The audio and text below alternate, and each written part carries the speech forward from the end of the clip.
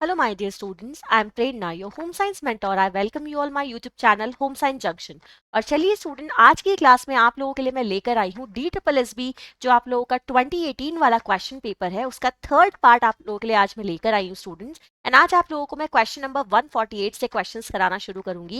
And I hope आप लोगों को लास्ट क्लास के एक्सप्लेनेशन अच्छे लगे होंगे। सो आज की क्लास को हम लोग शुरू करते हैं स्टूडेंट। आप लोग मुझे इंस्टाग्राम पे भी फॉलो कर सकते हैं, आप मेरे चैनल को वहां पर भी ज्वाइन कर सकते हैं स्टूडेंट। यानी कि आप मुझे इंस्टाग्राम पे सर्च कीजिएगा एक बार होम साइंस जंक्शन के नाम से, मैं आप लोगों को वहां पे मिल जाऊंगी स्टूडेंट। और साथ ही साथ आप लोग मुझे टेलीग्राम पे भी ज्वाइन कर सकते हैं, होम साइंस एजुकेशन बाय प्रेरणा वर्मा के नाम से आप लोगों को मेरा चैनल मिल जाएगा, जहां पे आप लोगों को पीडीएफ नोट्स एंड साथ ही साथ आप लोगों को क्वेश्चन पेपर की पीडीएफ भी मिल जाएंगे। तो चलिए स्टूडेंट, आज की क्लास को शुरू करते हैं और देखते हैं आज के पहले क्वेश्चन की एक्सप्लेनेशन आप लोगों के लिए क्या रहने वाली है। सो क्वेश्चन है students, which discussion in also known as the round table discussion.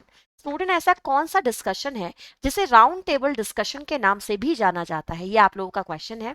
एक बार ध्यान से देख लीजिएगा स्टूडेंट्स कि राउंड टेबल डिस्कशन वाला आपका कौन सा डिस्कशन होता है। ठीक है, तो यहाँ पे स्टूडेंट आप लोगों के सामने चार वर्ड लिखे हैं, panel discussion, symposium, colloquium and class discussion. तो यहाँ पे आप लोगों को मैं बता दूं स्टूडेंट्स कि जो आपका ये पैनल डिस्कशन है, ये आप लोगों का किस कैटेगरी में आता है स्टूडेंट? आपका राउंड टेबल डिस्कशन की कैटेगरी में आता है।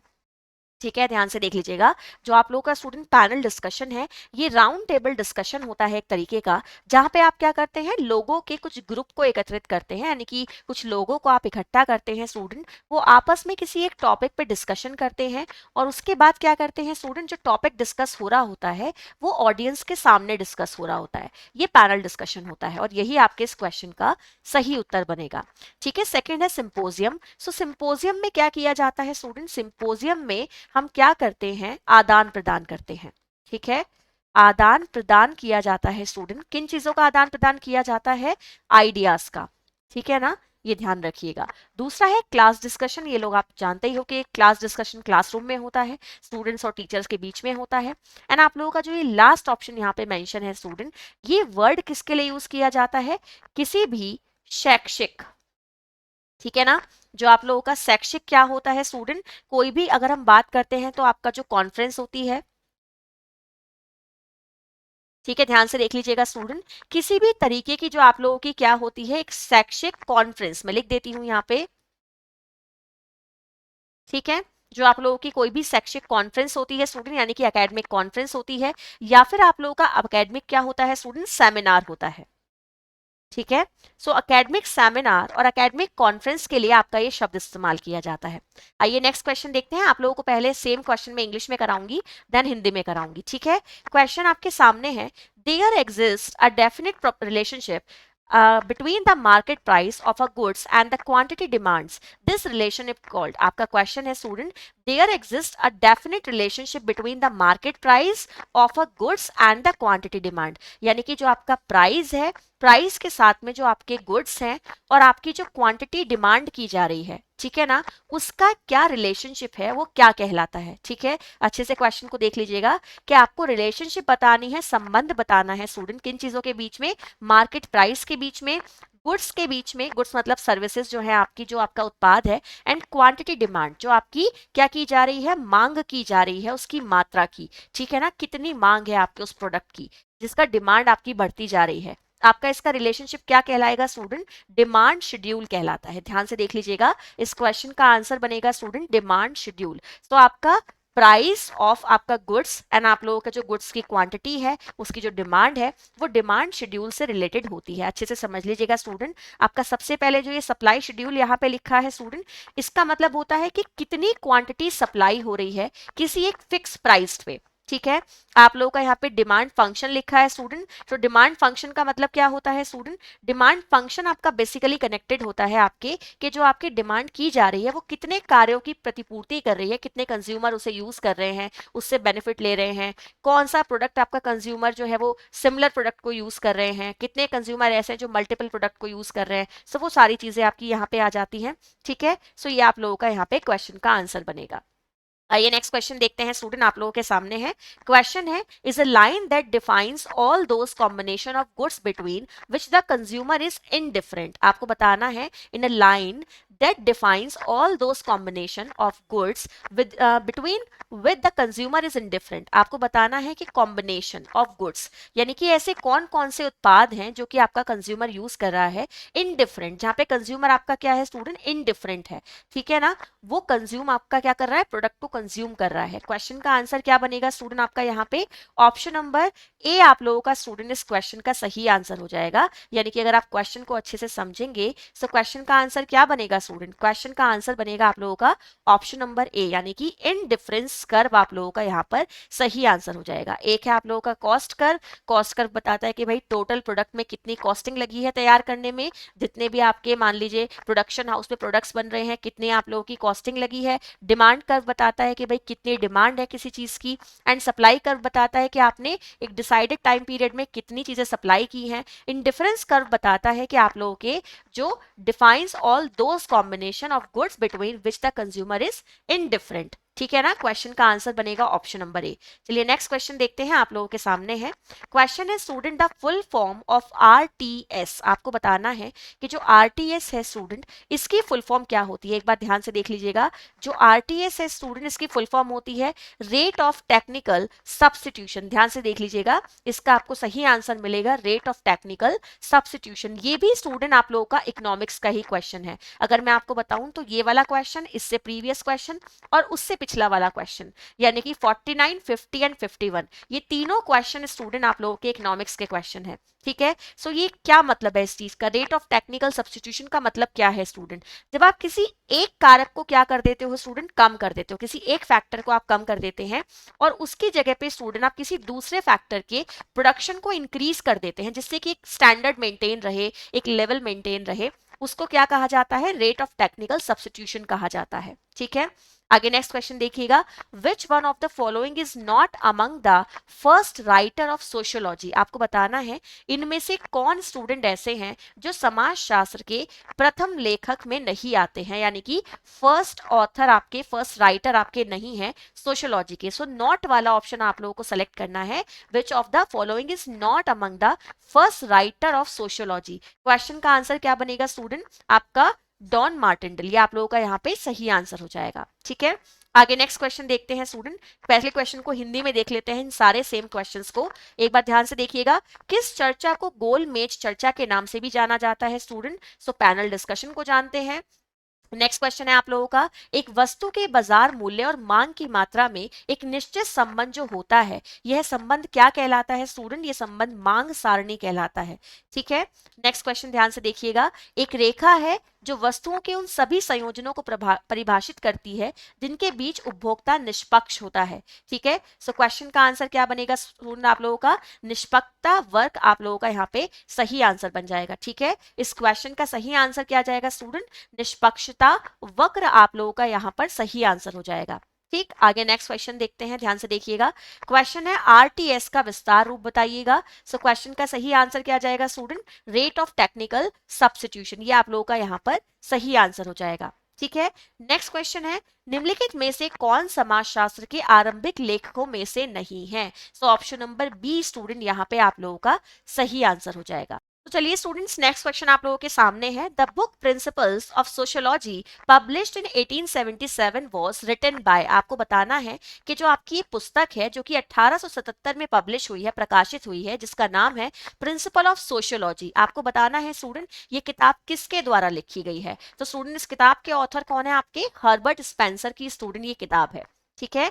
नेक्स्ट क्वेश्चन देखिएगा आप लोगों के सामने है, who is the father of sociology. आपको बताना है स्टूडेंट कि फादर ऑफ सोशियोलॉजी कौन है। तो ध्यान से देखिएगा, जब भी फादर ऑफ सोशियोलॉजी का नाम आता है यानी कि समाजशास्त्र के जनक या फिर समाजशास्त्र के पिता का नाम आता है तो सही उत्तर क्या होता है स्टूडेंट, अगस्त कॉम्टे हमारा सही आंसर हो जाता है, ठीक है। आपका यहाँ पे ये सही आंसर जाएगा।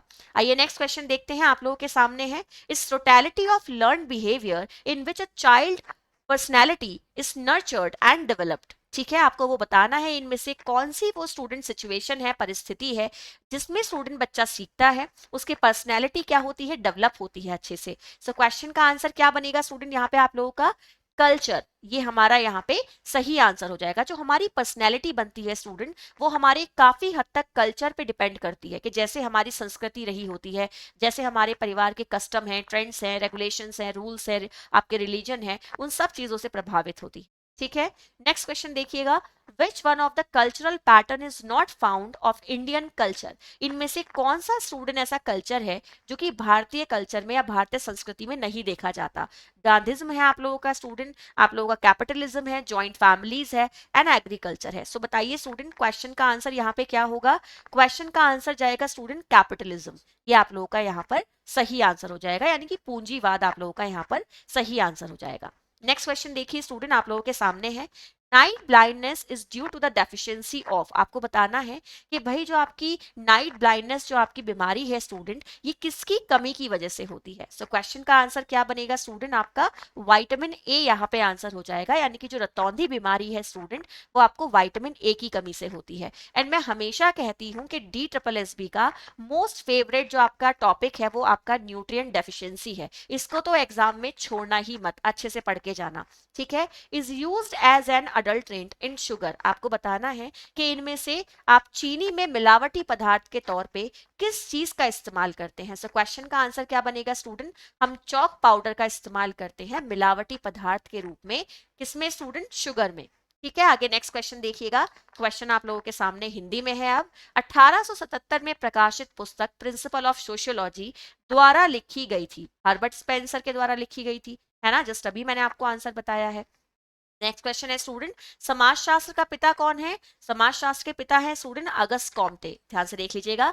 नेक्स्ट क्वेश्चन स्टूडेंट आप लोगों के सामने है, ये सीखे गए व्यवहार की संपूर्णता है जिसमें एक बालक का व्यक्तित्व पोषित और विकसित होता है। क्या होगा स्टूडेंट आपका सही आंसर? संस्कृति आप लोगों का यहाँ पर सही आंसर हो जाएगा। ये नेक्स्ट क्वेश्चन देखते हैं। क्वेश्चन है स्टूडेंट, कौन सी सांस्कृतिक प्रवृत्ति भारतीय संस्कृति में नहीं पाई जाती है? सो क्वेश्चन का आंसर क्या बनेगा स्टूडेंट? पूंजीवाद। ये आप लोगों का यहाँ पर सही आंसर हो जाएगा। रात्रि अंधता की कमी से होती है, रतौंधी किसकी कमी से होता है स्टूडेंट? विटामिन ए की कमी से होता है। तो आपने क्वेश्चन ध्यान से देखिए, लास्ट क्वेश्चन देखिएगा आप लोगों का इस पेज पे जो आपका अवेलेबल है, चीनी में एक मिलावटी के रूप में किसका उपयोग होता है? जो आपका मिलावटी पदार्थ है जिसका हम चीनी में इस्तेमाल करते हैं, वो क्या होता है स्टूडेंट? चॉक पाउडर होता है। ठीक है, चलिए आगे बढ़ते हैं, नेक्स्ट क्वेश्चन देखते हैं। क्वेश्चन है student, the normal blood sugar level for an adult पर 100 ml इज। आपको बताना है कि एक नॉर्मल अडल्ट पर्सन में जो नॉर्मल ब्लड शुगर लेवल है स्टूडेंट, वो कितना होता है? क्वेश्चन का आंसर आप लोगों का क्या बनेगा स्टूडेंट? क्वेश्चन का आंसर बनेगा 80 to 100 mmHg। ये आप लोगों का यहाँ पर सही आंसर हो जाएगा। ठीक है, नेक्स्ट क्वेश्चन देखिएगा। ड्रग्स लाइक, आपका यहाँ पर आंसर ध्यान से देख लीजिएगा स्टूडेंट, आपका दवाइयों के नाम यहाँ पर दिए गए हैं, आपका एंटीहिस्टामाइनिन्स एंड आपका कॉर्टिकोस्टेरॉइड्स। आप लोगों के दो दवाइयों के नाम दिए हैं स्टूडेंट, एंटीहिस्टामाइनिन्स एंड आप लोगों का कॉर्टिकोस्टेरॉइड्स। आपको बताना है कि इन दोनों दवाइयों का उपयोग इनमें से किस बीमारी के इलाज में किया जाता है। तो स्टूडेंट अगर मैं आप लोगों को क्वेश्चन का आंसर बताऊं, इन दोनों दवाइयों का जो इस्तेमाल हम करते हैं स्टूडेंट, वो एलर्जी के लिए करते हैं। ध्यान से देख लीजिएगा, अगर इस क्वेश्चन के सही आंसर की आप देखेंगे, आपका ये एंटीहिस्टामाइनिन्स एंड कॉर्टिकोस्टेरॉइड्स, अगर आप इन दोनों के बारे में बात करेंगे, सो क्वेश्चन का आंसर जाएगा आपका एलर्जिक कंडीशन में। जिसमें से आप लोगों का स्टूडेंट जो ये कॉर्टिकोस्टेरॉइड है, इसका उपयोग आप ज्यादातर जो करते हो, कई बार इसका उपयोग स्टूडेंट आप अगर किसी के रैशेस हो रहे हैं तो उसमें भी करते हैं स्टूडेंट, मतलब किसी को खुजली वगैरह आ रही है तब भी इस्तेमाल करते हैं। किसी को स्टूडेंट क्या हुई है, कोई आंतों से संबंधित समस्या हुई है, तभी भी हम इसका इस्तेमाल कर लेते हैं, एंड अस्थमा में भी इस्तेमाल कर लेते हैं। ठीक है, सो क्वेश्चन का आंसर बनेगा ऑप्शन नंबर सी। आइए नेक्स्ट क्वेश्चन देखते हैं स्टूडेंट, आप लोगों के सामने है। क्वेश्चन है, is a very tiny unit of length appropriate to measuring tiny living creature like bacteria. एक इतनी छोटी इकाई जिससे कि आप बैक्टीरिया को मेजर कर सकते हैं, वो इकाई कौन सी होती है? Micrometre, millimetre, nanometre and yocto. So आप लोगों को बताना है स्टूडेंट कि क्वेश्चन का आंसर क्या होगा। इस क्वेश्चन का आंसर बनेगा स्टूडेंट आप लोगों का नैनोमीटर। ध्यान से देख लीजिएगा, क्वेश्चन का आंसर होगा स्टूडेंट नैनोमीटर। एंड यहाँ पे एक चीज लिखी है योक्टो। सो योक्टो का मतलब क्या होता है स्टूडेंट? तो ये योक्टो यहाँ पे लिखा है, ये आपकी एसआई यूनिट होती है। ठीक है, ये क्या होती है स्टूडेंट? एसआई यूनिट होती है आपकी किस चीज की? लेंथ की, यानी कि लंबाई की एसआई यूनिट होती है। आगे नेक्स्ट क्वेश्चन देखिएगा, 1 astronomical unit is about millions kilometre. आपको बताना है कि जो एक एस्ट्रोनॉमिकल यूनिट है उसमें कितने मिलियन किलोमीटर्स होते हैं। ये आप लोगों का स्टूडेंट क्वेश्चन है। क्वेश्चन का आंसर जाएगा 150 किलोमीटर्स। अब आप लोग यहाँ पे ये सोच रहे होंगे कि मैम ये जो एस्ट्रोनॉमिकल अगर हम बात करते हैं यूनिट की, ये होती क्या है। तो स्टूडेंट ये डिस्टेंस है। किन दो चीजों के बीच का डिस्टेंस है स्टूडेंट, आपका जो सेंटर ऑफ द अर्थ है एंड सेंटर ऑफ द सन है, उनके बीच का जो डिस्टेंस है स्टूडेंट, उसके लिए आप क्या यूज करते हैं, या एस्ट्रोनॉमिकल यूनिट का इस्तेमाल करते हैं, distance of earth and distance of sun, इन दोनों के बीच के डिफरेंस को जानने के लिए। ठीक है, आगे नेक्स्ट क्वेश्चन एक बार देखेंगे स्टूडेंट, आप लोगों के सामने है।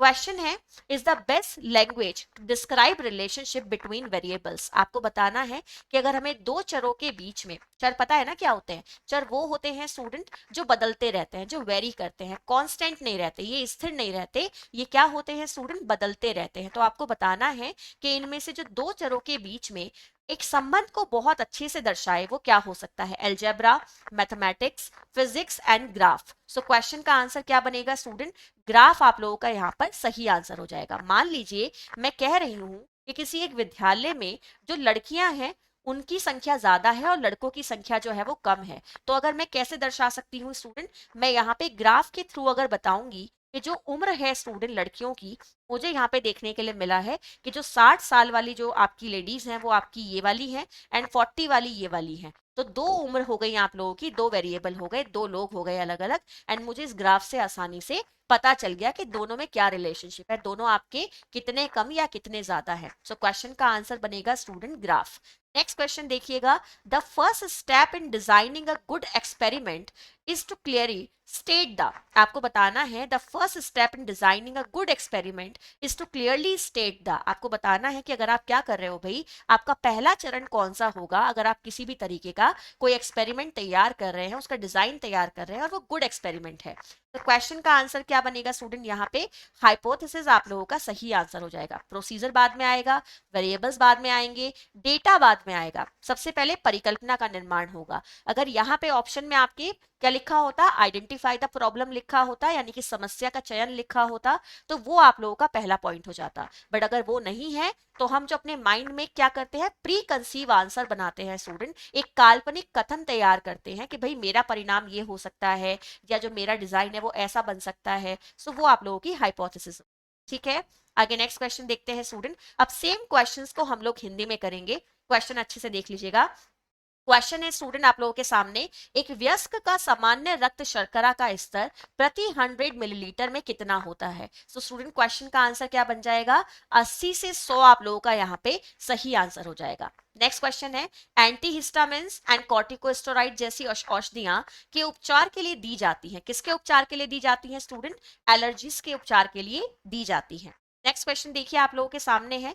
क्वेश्चन है स्टूडेंट, लंबाई ही एक अत्यंत छोटी इकाई है जो जीवाणु जैसे सूक्ष्म जीवों को मापने के लिए उपयुक्त है। क्वेश्चन का आंसर क्या जाएगा, नैनोमीटर। नेक्स्ट क्वेश्चन है आप लोगों के सामने, एक खगोलीय इकाई मिलियन किलोमीटर के लगभग है। सो क्वेश्चन का आंसर क्या बनेगा स्टूडेंट, आप लोगों का यहाँ पे 150 आपका सही आंसर हो जाएगा। चरों के बीच संबंध बताने वाली सर्वोत्तम भाषा कौन सी है, सही आंसर क्या जाएगा स्टूडेंट, ग्राफ आप लोगों का यहाँ पर सही आंसर हो जाएगा। एंड ये क्वेश्चन देखिएगा, एक अच्छा प्रयोग बनाने का पहला चरण स्पष्टता बताना है। किस चीज की स्पष्टता बताना है स्टूडेंट, अवधारणा की स्पष्टता बताना है।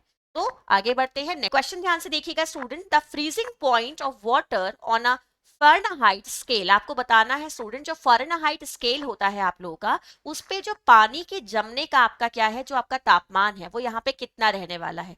ठीक है ना, कितने डिग्री पे स्टूडेंट आपका जो वाटर है वो क्या हो जाएगा, यहाँ पे स्टूडेंट फ्रीज हो जाएगा। ये आप लोगों का क्वेश्चन है। क्वेश्चन का आंसर क्या बनेगा स्टूडेंट, आप लोगों का आंसर हो जाएगा 32 डिग्री पे स्टूडेंट ये फ्रीज हो जाएगा।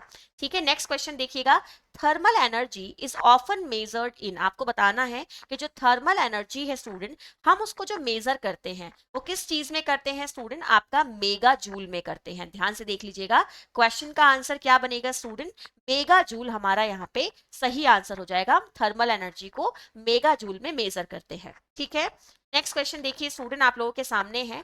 Dietary deficiencies is usually observed in person who, आपको बताना है कि भाई जो पोषण से संबंधित कमियां हैं वो किन लोगों में ज्यादा ऑब्जर्व की जाती हैं। सो क्वेश्चन का आंसर क्या बनेगा student, do not consume any greens, जो लोग स्टूडेंट किसी भी तरीके की हरी पत्तेदार सब्जी या सब्जियों का इस्तेमाल नहीं करते हैं, उन लोगों में ज्यादातर देखी जाती हैं। सो ऑप्शन नंबर 1 आपका यहाँ पे सही आंसर हो जाएगा। ठीक है, नेक्स्ट क्वेश्चन देखिएगा, the deficiency of folic acid is not the cause of, आपको बताना है कि इनमें से भाई जो डेफिशिएंसी है आपकी फोलिक एसिड से रिलेटेड, उनमें से आपका कौन सा यहाँ पे संबंधित नहीं है। ठीक है ना, नॉट वाला ऑप्शन आपको बताना है। सो मेगेलोब्लास्टिक अनीमिया स्टूडेंट संबंधित है, मैक्रोसाइटिक अनीमिया संबंधित है, एंड आप लोगों का अगर मैं बात करती हूँ स्टूडेंट तो माल एब्जॉर्प्शन सिंड्रोम भी संबंधित है। क्वेश्चन का आंसर क्या बनेगा, मरासमस सिंड्रोम, ये आप लोगों का स्टूडेंट यहाँ पे सही आंसर हो जाएगा। जो मरासमस सिंड्रोम है वो आप लोगों का संबंधित नहीं है, क्योंकि ये तो प्रोटीन एनर्जी माल न्यूट्रिशन से संबंधित है,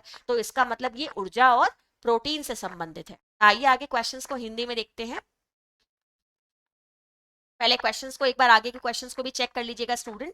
the dietary calcium absorption in a human body is, आपको बताना है कि एक मनुष्य के शरीर में जो वो कैल्शियम की मात्रा को ग्रहण करता है, कितनी मात्रा वो एब्जॉर्ब कर पाता है, यानी कि मनुष्य का शरीर कितनी कैल्शियम की मात्रा को एब्जॉर्ब कर पाता है। क्वेश्चन का आंसर क्या बनेगा स्टूडेंट, आप लोगों का 20 to 30% आप लोगों का स्टूडेंट यहाँ पे सही आंसर हो जाएगा।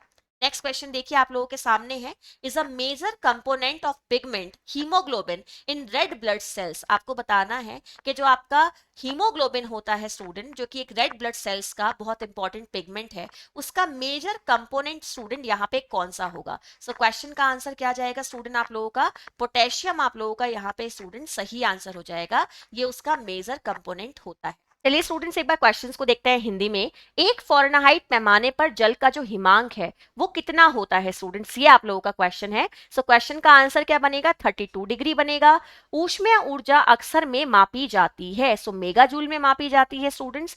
भोजन संबंधी कमियां सामान्यतः उन व्यक्तियों में देखी जाती हैं जो कुछ भी हरा नहीं खाते हैं, ठीक है ना, यानी कि जो ग्रीन लीफी वेजिटेबल्स, आपके फ्रूट्स एंड वेजिटेबल्स, इन्हें कंज्यूम नहीं करते हैं। ठीक है, फॉलिक अम्ल की कमी से नहीं होता है स्टूडेंट, इनमें से क्या ऐसा है जो फोलिक एसिड की वजह से नहीं होता है। सो मरासमस सिंड्रोम आप लोगों का आंसर हो जाएगा, क्योंकि नहीं वाला ऑप्शन आप लोगों को चुनना था। मानव शरीर में कैल्शियम अवशोषण है, कितने प्रतिशत होगा स्टूडेंट, मानव शरीर में जो कैल्शियम का अवशोषण होता है कितने प्रतिशत होता है आपका स्टूडेंट, ध्यान से देख लीजिएगा, कितने परसेंट यहाँ पे हो जाएगा स्टूडेंट, 20 to 30% हो जाएगा।